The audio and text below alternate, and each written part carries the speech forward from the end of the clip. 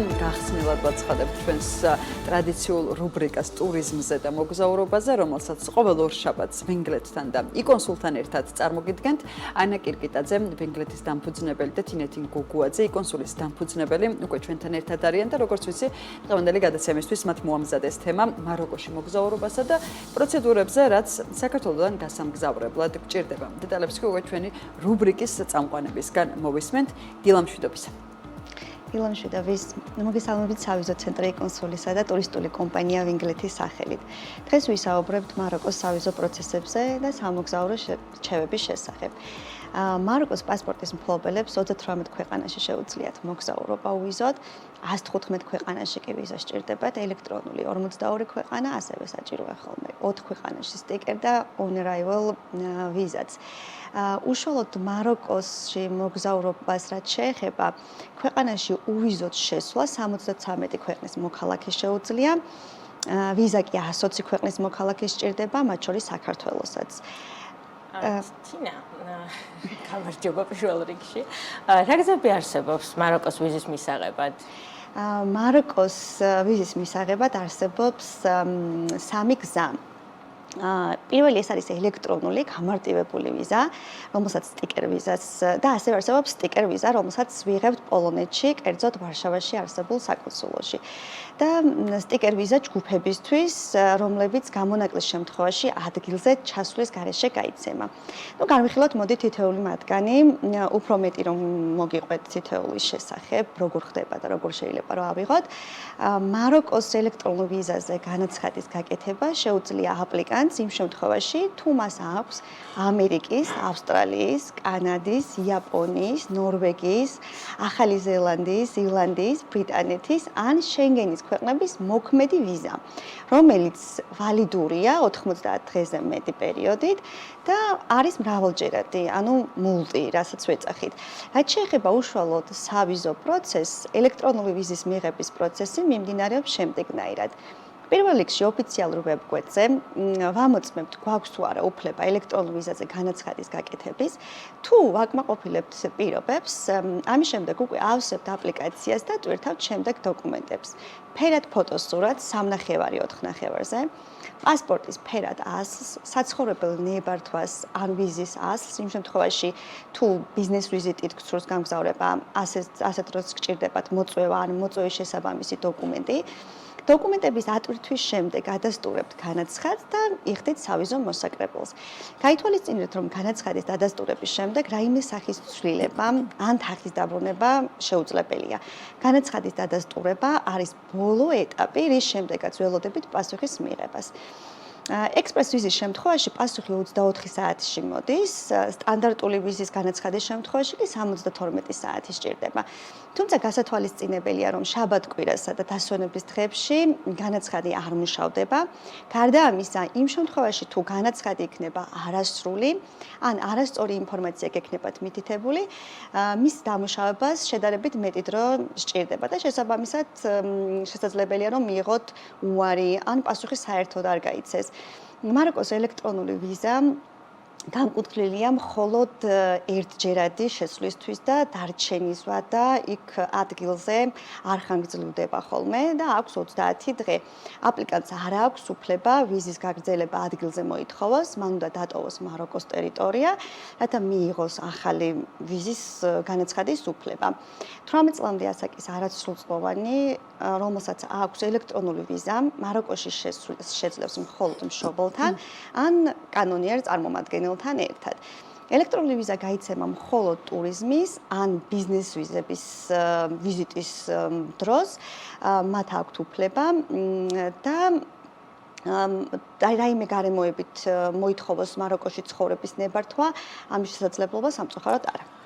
თინა, საინტერესოა ელექტრონული ვიზის აღების შემდეგ უკვე საზღვრისკვეთის პროცედურები როგორ ხდება, რა უნდა გავითვალისწინოთ და ზოგადად მოგზაურებმა რა გაითვალისწინონ ამ დროს. სიამოვნებით, რამდენიმე რჩევა, რაც შეეხება რჩევებს და რეკომენდაციებს მაროკოს საზღვარზე ჩასვლისას, თქვენ პასპორტსა და ი-ვიზასთან გარდა, ასევე შესაძლებელია დაგჭირდეთ შემდეგი დოკუმენტაციის წარდგენა, განაცხადის დროს წარდგენილი საცხოვრებელი ნებართვის ბარათი ან ვიზა.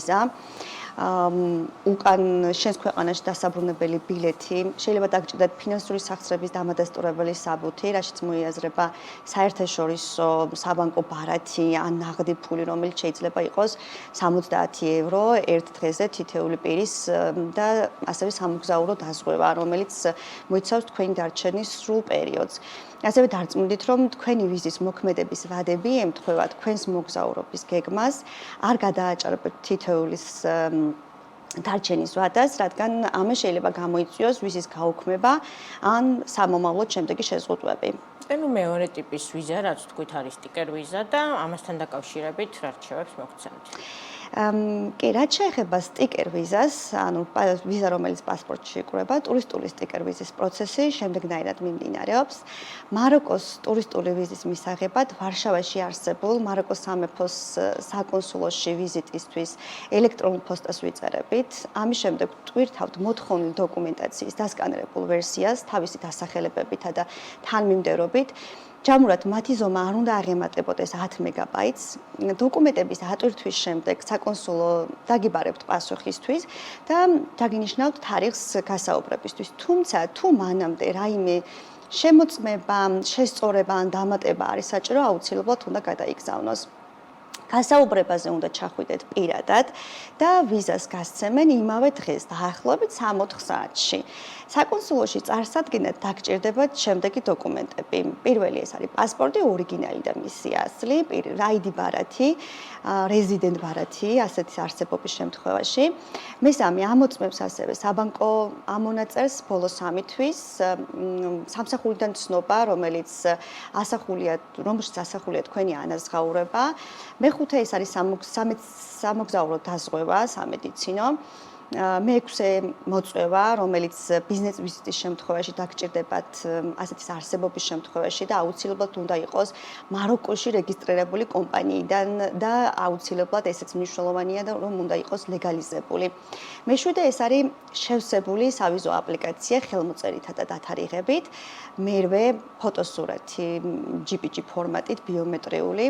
ასევე ცნობა სამსახურიდან დასამართლეობის შესახებ. ეს უნდა იყოს აუცილებლად ნათარგმნი და აპოსტილით დამოწმებული. თქვენი დაბადების მოწმობა, რომელიც ასევე უნდა იყოს ნათარგმნი და აპოსტილით დამოწმებული. ფრენისა და სასტუმროს ჯავშანი.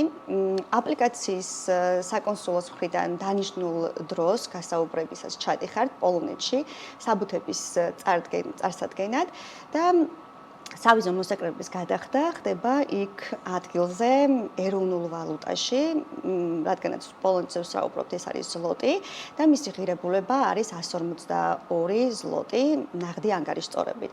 ჯგუფის შემთხვევაში ცოტა სხვანაირად არის, შეგიძლიათ გამონაკლისი შემთხვევაში, იგულისხმება 20 ადამიანი და მეტი, ჩასვლის გარეშე აიღოთ ვიზა. და ჩაუსვლელად მოხდეს საკონსულოში ვიზების აღება. მაროკოს საკონსულო რამდენიმე წლის წინ უკრაინაში იყო და უკრაინის საკონსულო ემსახურებოდა საქართველოს მოქალაქეებს, თუმცა უკრაინაში მიმდინარე მოვლენების გამო ჩვენ ვიცით, რომ უკვე იქ დოკუმენტების ძალიან საკმაოდ მარტივი იყო იგზავნებოდა დოკუმენტები და ფიზიკურად ჩასვლა არ იყო საჭირო. ახლა პოლონეთში გადაიტანეს და სწორედ ამიტომ პოლონეთი ემსახურება საქართველოს მოქალაქეებს. ფაქტობრივად ვიზების შესახებ თითქმის ყველა დეტალი მე ამოვწურე. ახლა მინდა რომ მაროკოში მოგზაურობაზე გადავიდეთ, რომელ მარშრუტებს გვირჩევ და რამდენად მოთხოვნადია ზოგადად მაროკოში მოგზაურობა. თინა, ძალიან საინტერესო იყო ზოგადად სავიზო პროცედურა. მას შემდეგ რაც ბევრგან უკვე უვიზოდ დავდივართ, ცოტა ისეთი თემაა, სავიზო პროცესების გახსენება. ხო, პირველი რასაც ვიტყოდი, არის ის, რომ ნამდვილად მართალი ხარ, 17 წელია ამ საქმეში ვარ და მაროკო სტაბილურად ყოველთვის საინტერესოა მოგზაურებში. არის მიმართულებები, რომლებსაც სხვადასხვა ფაქტორების გამო მოთხოვნის ზრდა ან კლება ახასიათებს. მაროკო კი ყოველთვის საინტერესოა ხოლმე. მე ვერ ვიხსენებ ეპიზოდს, ვინმეს ეთქვას მაროკოში არ ვიმოგზაურებდიო. საქართველოში საკონსულოს არ არსებობის გამო მაროკოს მიმართულებით დიდი რაოდენობით ტურისტები არ მიემგზავრებიან საქართველოდან. მაროკო საკმაოდ განსხვავდება როგორც ევროპული, ასევე აფრიკული ქვეყნებისგან იმის მიუხედავად, რომ აფრიკის კონტინენტზე მდებარეობს. მაროკოს მიმართულებით მოგზაურობას დაახლოებით 10-14 დღით მაინც გირჩევდით, იმისთვის რომ მთელი ქვეყნის კულტურა ერთიანად ნახოთ. მაროკო არ არის დიდი ქვეყანა, თუმცა სანახავი არის ძალიან ბევრი და თითოეული ლოკაცია მოითხოვს ადგილზე რამოდენიმე დღიან გაჩერებას და ზუსტად ეს არის მიზეზი 2 კვირა, რადგანაც გირჩიეთ. აი როგორია სტანდარტული მარშრუტი, რომელიც ყველაზე მოთხოვნადია და რომელიც აუცილებლად უნდა ნახო, როდესაც მაროკოში მეგზავნებ. რამდენი დღის გირჩევ იქ მოგზაურობისთვის? მოდი აი ტიპური 10 დღიანი მარშრუტი მაროკული დასვენება განვიხილოთ. ტურს დავიწყებთ მარაკეშით, სადაც რეკომენდირებულია 3-4 დღე მაინც გაატაროთ. აქ აუცილებლად მოინახულეთ ალმორავიდების სასახლე, საიდუმლო ბაღი და კიდევ სხვადასხვა სასახლეების სამარხები და ასევე გირჩევთ საჰაერო ბურთით ფრენას, რომელიც შეგიძლიათ დაგეგმოთ. მარაკეშიდან ესაურასკენ უნდა წახვიდეთ. ეს არის ზღვისპირა ქალაქი, რომელიც ნამდვილად წარუშლელ შთაბეჭდილებას დატოვებს თქვენს. მაროკოში უნდა მოინახულოთ მეჩეთები. ბევრ მეჩეთში, რომელიც მოქმედია, არ დაიშვებიან არამუსულმანური რელიგიის წარმომადგენლები. თუ მხოლოდ გარედან ნახვით არ დაკმაყოფილდებით, აჯობებს ეს ფაქტი წინასწარ გადაამოწმოთ. მაროკოში გირჩევთ ნახოთ, რაც შეიძლება ბევრი ციხე, ეგრეთ წოდებული ქასპა. ტურის მე-6-მე-7 დღეს უკვე საჰარას უდაბნოს მიადგებით.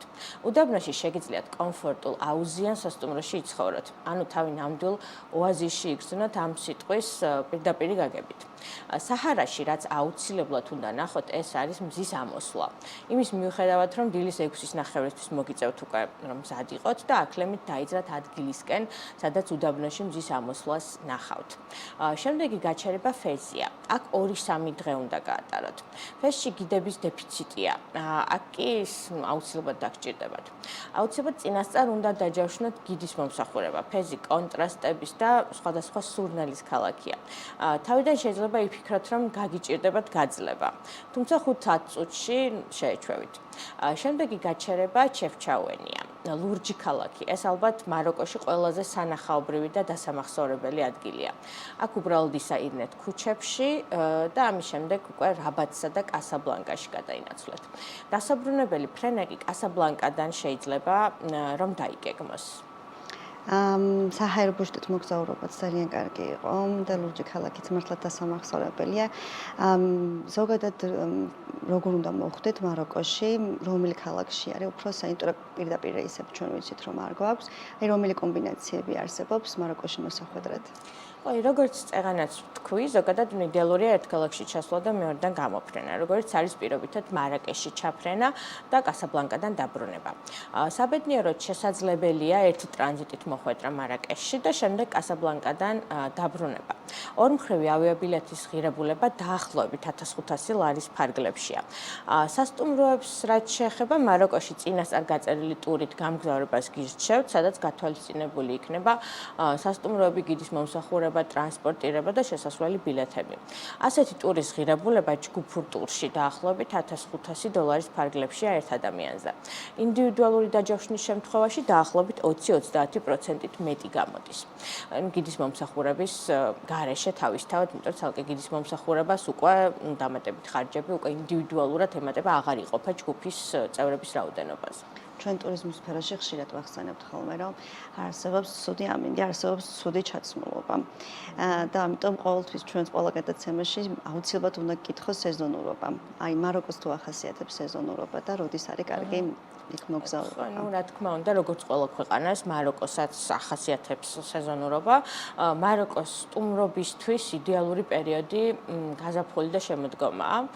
ეს არ გამორიცხავს იმას, რომ ზამთარში და ზაფხულშიც დაგეგმოთ ვიზიტი, თუმცა ზაფხული ცხელია, ზამთარი ცივი, ამიტომ მსგავსი საექსკურსიო ტიპის ტურის ორგანიზებისას გაზაფხული და შემოდგომაა იდეალური. ზამთარსა და ზაფხულს შორის კი უფრო ნამდვილად ზამთარს მივანიჭებდი უპირატესობას. და ბოლოს აუცილებლად საინტერესო რჩევები, როგორც ყოველთვის. ну ძალიან ყველაზე ესეთი უფრო გამოხატავს ქვეყნის კულტურას და ძალიან საინტერესო ხოლმე ამაზე საუბარი. ხო, მაროკოელები ძალიან სტუმართმოყვარე ხალხია და ჩაით გამასპინძლება მათი ტრადიცია. პირველ რიგში აუცილებლად გირჩევდით პიტნის ჩაის დაგემოვნებას. მარცხენა ხელი ითვლება ბინძურად, ამიტომ ხელის ჩამორთმევისას თუ საკვების გადაწოდებისას ყოველთვის გამოიყენეთ მარჯვენა ხელი. ფეხსაცმლის გახდა აქაც ბევრგან მოგიწევთ. მეჩეთებისა და სახლების გარდა რესტორნებშიც ხშირად არუშვებენ ფეხსაცმლით. აუცილებლად ივაჭრეთ. აუცილებლად ატარეთ ქეში და არა საბანკო ბარათები. ტაქსის აუცილებლად წინასწარ მოელაპარაკეთ თანხაზე. ამაზე ალბათ რჩევა არ გჭირდებათ, მაგრამ მაინც გირჩევთ, რომ დააგემოვნოთ ადგილობრივი სამზარეულო.